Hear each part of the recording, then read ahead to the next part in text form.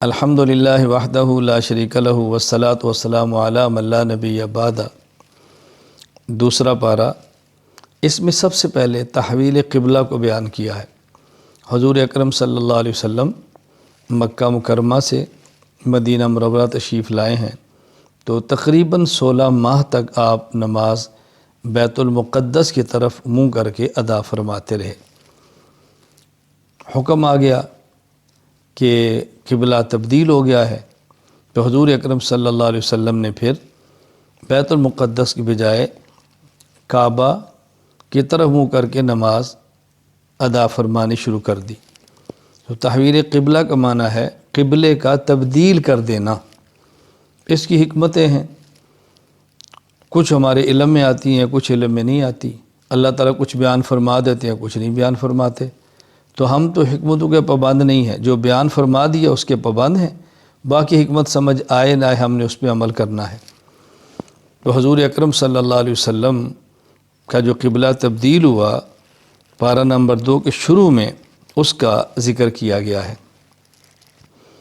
پھر اس پارے میں بہت سارے احکام اللہ تعالیٰ نے تفصیل کے ساتھ بیان فرمائے ہیں۔ مثلا ایک تو قصاص کا مسئلہ بیان کیا ہے، اور اگر قصاص کے مسئلے پر عمل درآمد ہو، آپ یقین فرمائیں قتل ناحق کے دروازے ہی بند ہو جائیں۔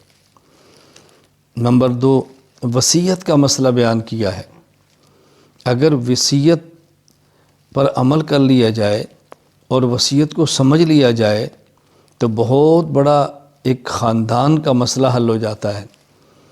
وصیت کس مال میں کرنی ہے، وصیت کن کے لیے کرنی ہے، یہ تفصیلی احکام ہیں، لیکن قرآن کریم میں پارہ نمبر 2 میں وصیت کا مسئلہ بیان فرمایا۔ نمبر 3، جہاد کا مسئلہ بیان کیا۔ یہ بات ذہن نشین فرما دیں، فرما لیں کہ شریعت کی اصطلاح میں، شریعت کی زبان میں جہاد نام ہے قتال فی سبیل اللہ کا۔ اگر کسی اور حکم شرعی پر لفظ جہاد کا استعمال ہوا ہے تو وہ لغت کے اعتبار سے ہے، شریعت کی اصطلاح نہیں ہے۔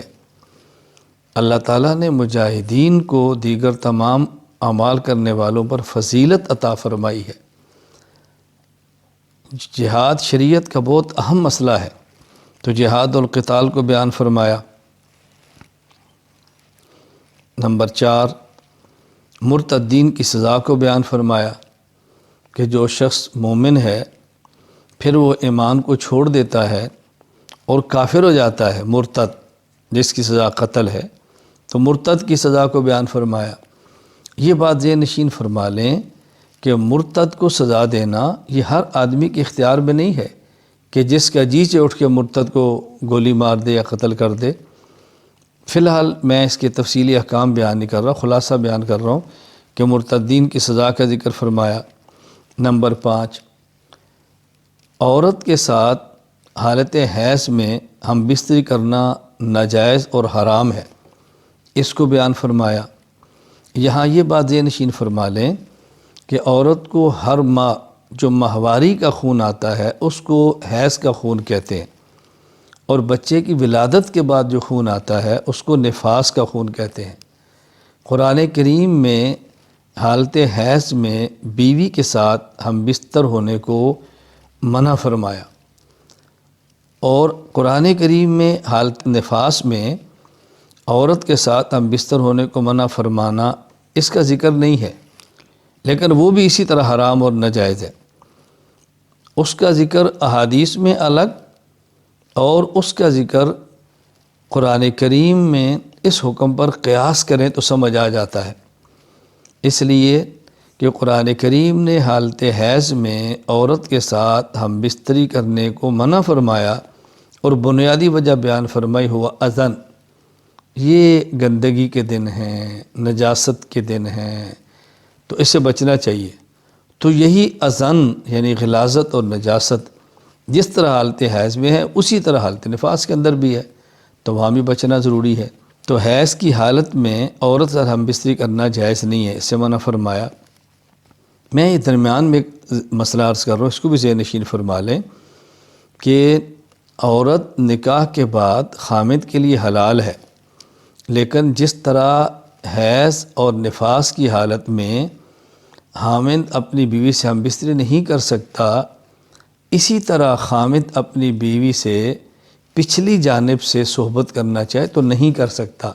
یہ حرام اور ناجائز ہے، اس سے بچنا ضروری ہے۔ نمبر 6، طلاق کا مسئلہ بیان فرمایا۔ طلاق کے مسئلے کی تفصیلات بیان فرمائی ہیں۔ طلاق کے بارے میں ذہن نشین فرما لیں کہ 1 طلاق دیں تو 1، 2 طلاق دیں تو 2، 3 طلاق دیں تو 3۔ 3 طلاق دیں تو 3 ہی ہوتی ہیں، 3 طلاق دینے سے 1 نہیں ہوتی۔ نمبر 7، عدت کا مسئلہ بیان فرمایا کہ جس عورت کو طلاق ہو جائے اس کی عدت کیا ہے، شوہر فوت ہو جائے تو عدت کیا ہے۔ عدت عورت کے لیے ایک ہی نہیں ہے، مختلف خواتین کے لیے مختلف عدتیں ہیں۔ اگر بچی ہے، بالغ نہیں ہوئی، تب بھی اس کو حیض آنا شروع نہیں ہوا، نکاح ہوا تو طلاق ہو گئی۔ بوڑھی عورت ہے جس کو حیض کا خون آتا ہی نہیں، طلاق ہو گئی۔ ایک عورت کا شوہر فوت ہو گیا اور وہ عورت، اس کی عدت کیا ہے۔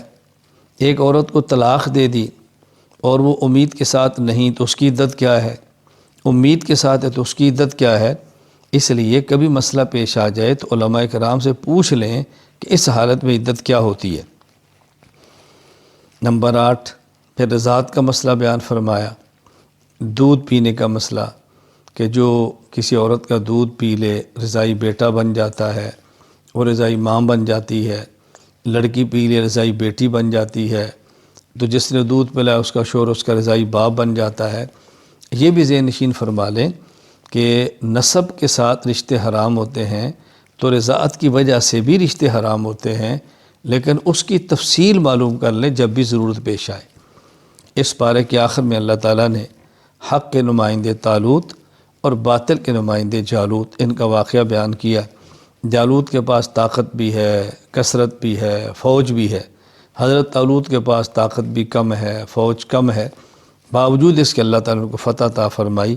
اور قرآن کریم نے ضابطہ بیان فرما دیا، کم من فئۃ قلیلۃ غلبت فئۃ کثیرۃ باذن اللہ۔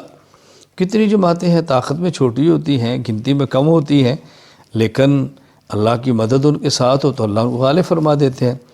ہمیں اس سے بات سمجھ آنی چاہیے کہ مسلمان جب بھی غالب ہوتا ہے مادیت کی بنیاد پہ نہیں، اللہ تعالیٰ پر ایمان، توکل، بھروسہ، نیک اعمال کی بنیاد پہ غالب ہوتا ہے۔ اللہ تعالیٰ ہمیں اپنی ذات کا توکل نصیب فرمائے، بھروسہ نصیب فرمائے، اعمال صالحہ کی توفیق عطا فرمائے۔